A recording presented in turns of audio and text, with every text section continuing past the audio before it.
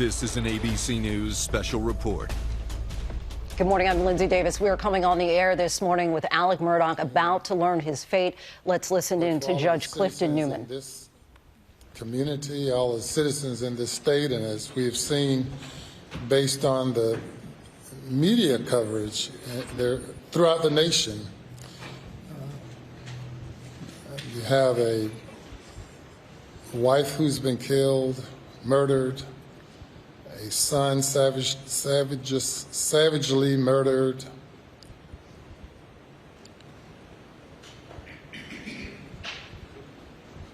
a lawyer, a person from a respected family who has controlled justice in this community for over a century, a person whose grandfather's portrait hang at the back of the courthouse that I had to have ordered removed in order to ensure that a fair trial was had by both the state and the defense. And I've sat through the trial. Not only have I sat through the trial, but also as the presiding judge of the state grand jury, sat through and participated in the issuance of search warrants of various sorts, bond hearings, and have had to consider many things. And we have this case, and I'm also assigned to preside over 99 others, at least 99 other cases.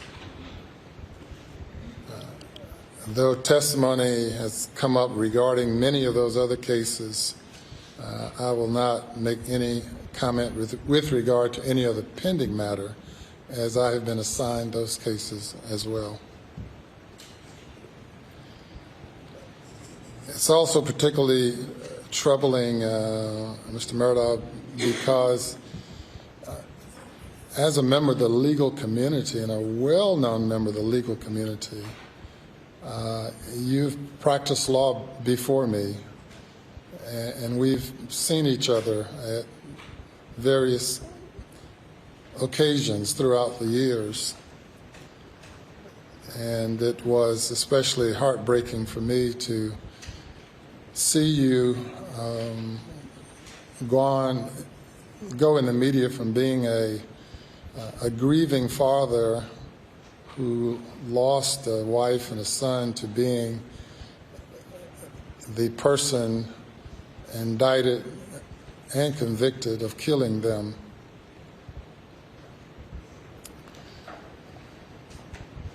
And you've engaged in such duplicitous conduct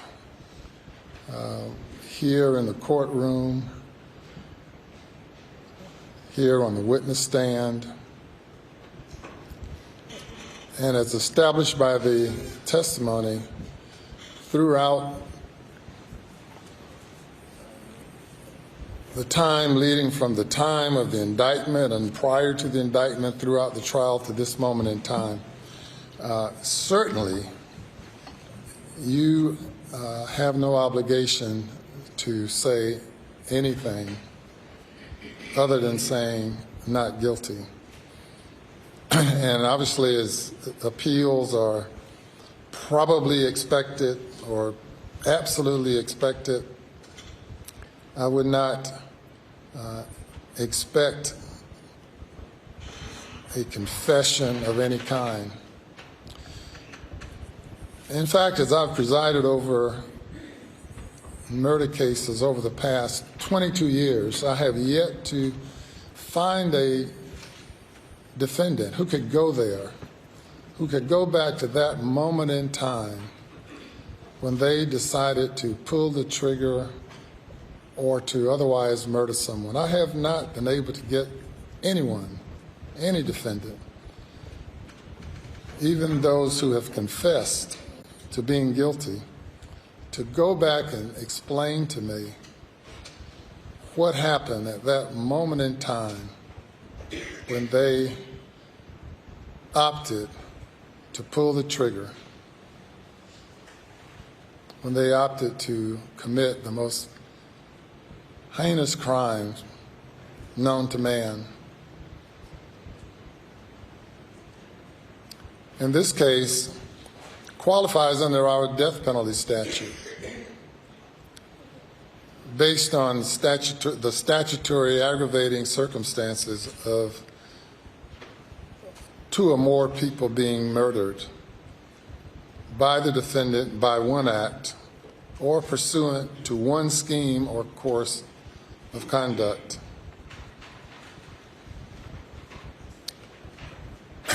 I don't question at all the decision of the state not to pursue the death penalty.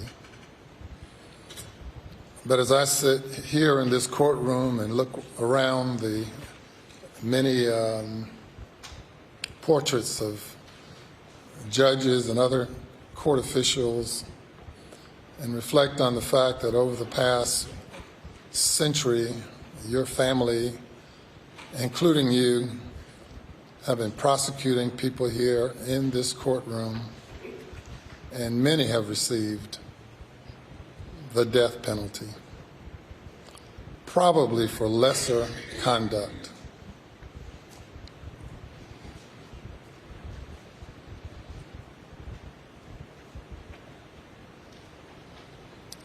Remind me of the expression you gave on the witness stand. Was it tangled?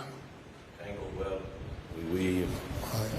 Oh, what tangled web we weave. What did you mean by that? It meant when I lied, I continue to lie. And the question is, when will it end? When will it end? And it's ended already for the jury because they've concluded that you continued to lie and lied throughout your testimony. And perhaps with all the throng of people here, they, for the most part, all believe, or 80, 90%, 99% believe that you continue to lie now when your statement of denial to the court. Perhaps you believe that it does not matter, that there's nothing that can mitigate a sentence given the crimes that were committed. You know, a notice of alibi was filed in this case by counsel in November, and we conducted a hearing, pretrial hearing, in which you claimed to have been someplace else at the time the crime was committed. Then, after all of the witnesses placed you at the scene of the crime, at the last minute, or last minutes or days, you switched courses and admitted to being there. And then that necessitated more lies and continued to lie. And I said, where will it end? It's already ended for many who have heard you and concluded that it'll never end. But within your own soul, you have to deal with that. And I know you have to see Paul and Maggie during the night times when you're attempting to go to sleep. I'm sure they come and visit you. I'm sure. All day and every night. Yeah, I'm sure. And they will continue to do so. And reflect on the last time they looked you in the eyes, as you looked the jury in the eyes. I don't know person who's always been such a gregarious, friendly person can cause your life to be tangled in such a weave web, such a situation that yours have spun into, and it's so unfortunate because you had such a lovely family of such friendly people, including you, and to go from that to this.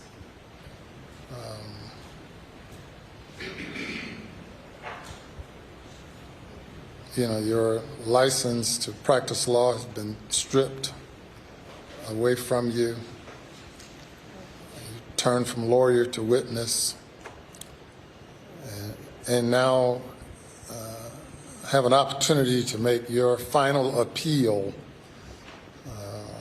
as an ex-lawyer. And it's almost, it's really surprising that you're waiving this right at this time. And if you opt to do so, it's on you. You're not compelled to say anything, but you have the opportunity to do so. Judge, I tell you again, I respect this court, but I'm innocent. I would never, under any circumstances, hurt my wife, Maggie, and I would never, under any circumstances, hurt my son, Paw. Well, and it might not have been you. It might have been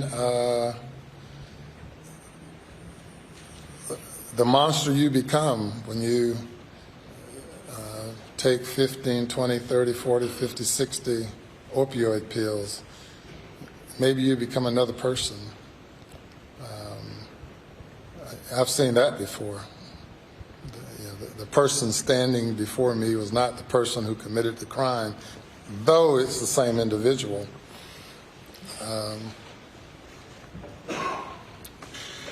We'll leave that at that.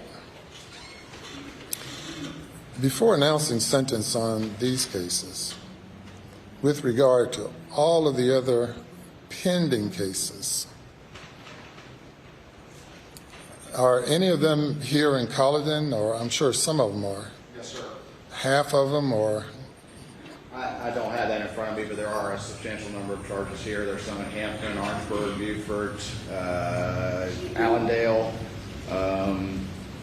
There may be others that I'm not thinking of right now. We might have worn out our welcome here in Colleton. Colleton's been great. They have been, and I'll take this opportunity to thank Sheriff Hill and all of the court officials and really everyone I've met and dealt with while here in Colleton County. Just been great. But without any delay, we're going to schedule some of the other matters. I know Mr. Harpootlian's scheduling is complicated, and you've sacrificed quite a bit to be able to be here defending Mr. Murdaugh, as well as the Attorney General's office, with all the other many things and obligations you have. And to be able to have the Attorney General here, Alan Wilson, for the period of time that he's devoted to being here, along with everyone else, it's been quite a sacrifice. But there are other victims whose cases deserve to be heard, and this case has jumped some of those other cases. Perhaps jumped it because of this case resulting in an assault on the integrity of the judicial system in our state, law enforcement in our state. Even during this trial, the law enforcement have been maligned for the past 5 or 6 weeks by one who had access to the wheels of justice, to be able to deflect the investigation. And as the evidence is pointed out in this case, the looming storm that Mr. Waters talked about, I can just imagine on that day, June 7th, when a lawyer is confronted and confesses to having stolen over $500,000 from a client, and he has a tiger like Mark Tinsley on his tail pursuing discovery in the case involving the death of Mallory Beach, and having a father, for the most part, on his deathbed. I could imagine, or really can't imagine, but I know it had to have been quite a bit going through your mind on that day. But amazingly, to have you come and testify that it was just another ordinary day,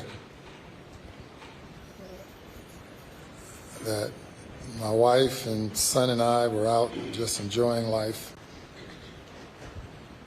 Not credible, not believable.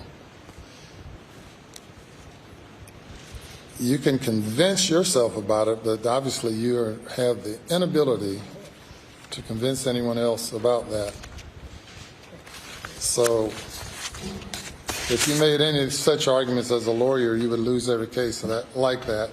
Cases you will never have an opportunity to argue anymore, except perhaps your own as you sit in the Department of Corrections.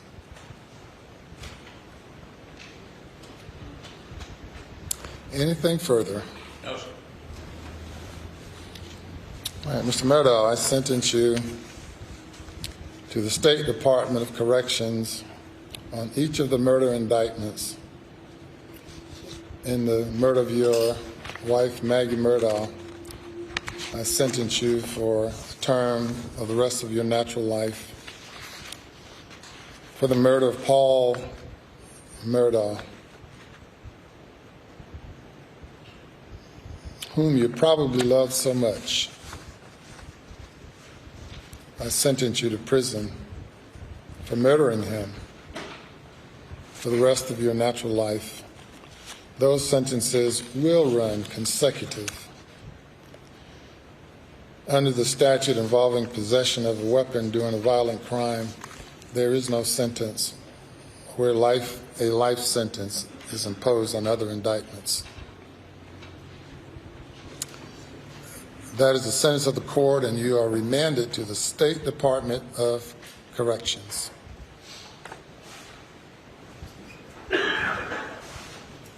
And officers may carry forth on the imposition.